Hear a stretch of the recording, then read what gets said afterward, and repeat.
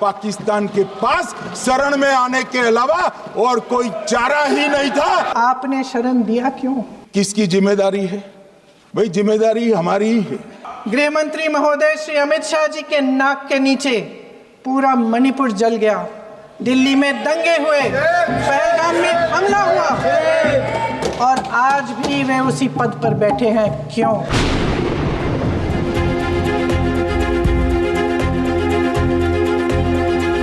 उन्होंने हमारे रिहायशी इलाकों पर हमला किया, फिर भी हमने इनके रिहायशी इलाकों पर हमला नहीं किया। सिर्फ इनके एयरबेस और एयर डिफेंस सिस्टम को निशाना बनाया और उनकी आक्रमण करने की क्षमता को पंगु कर रख दिया। हमारी पूरी सेना, पूरी वायुसेना, पूरी नौसेना अक्षुण्ण थी और उनकी हमला करने की क्षमता को हमने छिन्न विछिन्न कर दिया। पाकिस्तान के पास शरण में आने के अलावा और कोई चारा ही नहीं था। इसलिए मान्यवर, इसलिए 10 मई को डीजीएमओ ने, पाकिस्तान के डीजीएमओ ने भारत के डीजीएमओ को फोन किया और 5 बजे हमने इस संघर्ष को विराम किया। उन्होंने कहा कि पाकिस्तान के पास शरण में आने के बजाय कोई चारा ही नहीं था। आपने शरण दिया क्यों? वो आते हैं आपके देश के अंदर, लोगों को मार डालते हैं और आप उनको शरण दे रहे हैं। क्यों दिया शरण? इसका जवाब क्यों नहीं दिया है एक भी भाषण में? मान्यवर, लोग कल सवाल उठा रहे थे कि इतनी अच्छी पोजीशन में थे, आपने युद्ध क्यों नहीं किया? युद्ध के कई परिणाम होते हैं मान्यवर, करना न करना वो सोचकर करना पड़ता है।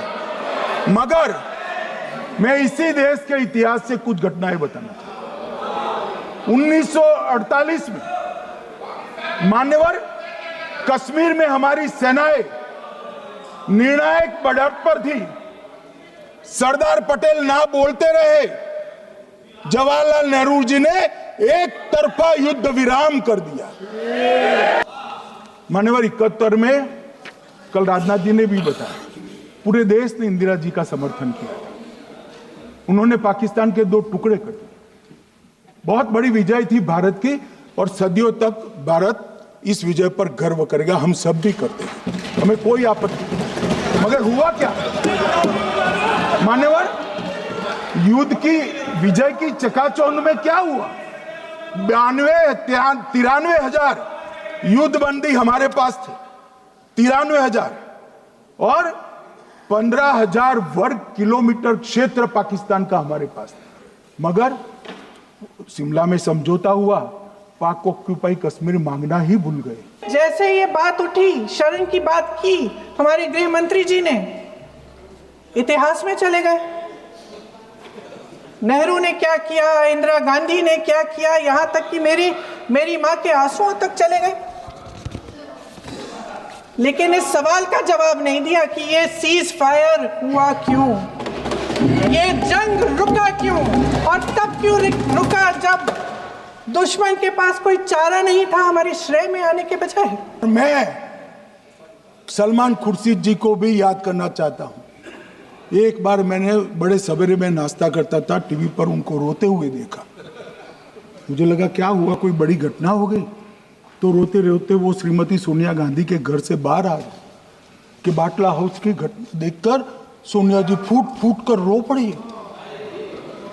अरे रोना था तो शहीद मोहन शर्मा के लिए रोते, बाटला हाउस के आतंकवादियों के लिए रोना आता है। मेरी माँ की आंसू की बात किए, मैं इसका जवाब देना चाहती हूँ। मेरी माँ के आंसू तब गिरे जब उनके पति को आतंकवादियों ने शहीद किया, जब वे मात्र 44 साल की थी। और आज अगर मैं इस सदन में खड़ी हूं और उन 26 लोगों की बात कर रही हूं, मैं इसलिए कर रही हूं क्योंकि मैं उनका दर्द जानती हूं, महसूस करती हूं। 2004 के दिसंबर में कोटा कानून रद्द हुआ। 2005 में अयोध्या में रामलल्ला के टेंट पर हमला हुआ, आतंकवादी मारे गए। मुंबई लोकल ट्रेन 2006 5 में रामलल्ला पर हमला, 6 में मुंबई ट्रेन में बम धमाके 187 लोग मारे गए। 2006 डोडा उधमपुर में हिंदुओं पर हमला, 34 लोग मारे गए। 2007 हैदराबाद 44 लोग मारे गए। 2007 यूपी लखनऊ वाराणसी 13 लोग मारे गए। रामपुर सीआरपीएफ कैंप वहां पर हमला हुआ 2008 में। 2008 में श्रीनगर के आर्मी के काफिले पर हमला हुआ, 10 सुरक्षा बल मारे गए। मुंबई आतंकी हमला 2008 में हुआ, 246 लोग मारे गए। जयपुर में 8 बम धमाके हुए, 64 लोग मारे गए। 2008 में अहमदाबाद में 21 बम धमाके हुए, 57 लोग मारे गए। दिल्ली में 2008 में 5 धमाके हुए, 22 लोग मारे गए। और पुणे की जर्मन बेकरी 17 लोग मारे गए। वाराणसी में 10 में धमाका हुआ, 11 में मुंबई में 3 धमाके हुए, 27 लोग मारे गए। चुन चुन कर 26 लोगों को मार डालते हैं। उस हमले की जिम्मेदारी एक आतंकवादी गुट जिसका नाम TRF है थोड़े दिनों बाद लेती है। और 2020 अप्रैल 2020 से लेकर 22 अप्रैल 2025 तक इन्होंने 25 आतंकवादी हमले किए। गृह मंत्री महोदय ने जब यूपीए सरकार के समय के आतंकवादी हमले गिने तो लगभग 25 गिनवाए थे अभी अपने भाषण में। इस गुट ने कश्मीर में 25 हमले 2020 और 2025 के अंदर, कुल मिलाकर 2020 से लेकर 22 अप्रैल 2025 तक TRF ने 41 सेना और सुरक्षा कर्मियों की हत्या की, 27 सिविलियन की हत्या की और 54 लोगों को घायल किया था। भारत सरकार ने TRF को आतंकवादी संगठन का दर्जा कब दिया? 2020 में दिया, 2021 में दिया, 2022 में दिया, 2023 में दिया। 3 साल बाद, 3 सालों के लिए ये आतंकवादी गतिविधियां कर रहे हैं और आप इनको आतंकवादी संगठन तब कहते हैं 2023 में? ये सब सरकार के संज्ञान में था। और आप मुझे बताना चाहते हैं, सत्ता पक्ष के नेता बताना चाहते हैं कि ये सब आपके संज्ञान में था, लेकिन कोई भी एक ऐसी एजेंसी नहीं है हमारी सरकार की जिसको पता चला कि ऐसा हमला, ऐसा भयानक हमला होने जा रहा है हमारे देश में, कि पाकिस्तान में बैठे हुए इस हमले की योजना बन रही है कि हम भारत जाके हैवानियत करेंगे, 26 लोगों को मार डालेंगे और हमें पता ही नहीं है। क्या ये हमारी एजेंसियों की विफलता है कि नहीं है? ये बहुत बड़ी विफलता है, ये एक बहुत बड़ी विफलता है।